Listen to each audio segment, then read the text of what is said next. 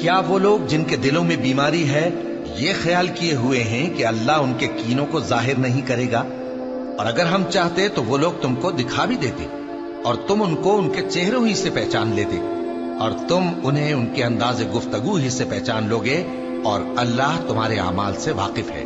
اور ہم تم لوگوں کو آزمائیں گے تاکہ جو تم میں جہاد کرنے والے اور ثابت قدم رہنے والے ہیں ان کو معلوم کریں اور تمہارے حالات جانچ لیں۔ جن لوگوں کو سیدھا رستہ معلوم ہو گیا اور پھر بھی انہوں نے کفر کیا اور لوگوں کو اللہ کی راہ سے روکا اور پیغمبر کی مخالفت کی، وہ اللہ کا کچھ بھی بگاڑ نہیں سکیں گے، اور اللہ ان کا سب کیا کرایا اکارت کر دے گا۔ مومنو، اللہ کا حکم مانو اور پیغمبر کی فرما برداری کرو اور اپنے اعمال کو ضائع نہ کرو۔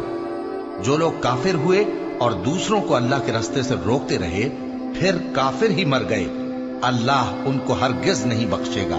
تو مسلمانوں، تم ہمت نہ ہارو اور دشمنوں کو صلح کی طرف نہ بلاؤ، اور تم ہی غالب رہو گے، اور اللہ تمہارے ساتھ ہے، وہ ہرگز تمہارے اعمال کو کم اور ضائع نہیں کرے گا۔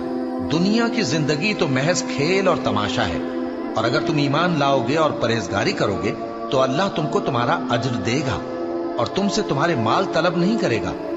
اگر وہ تم سے مال طلب کرے پھر تمہیں تنگ کرے تو تم بخل کرنے لگو، اور وہ بخل تمہارے کینے ظاہر کر کے رہے۔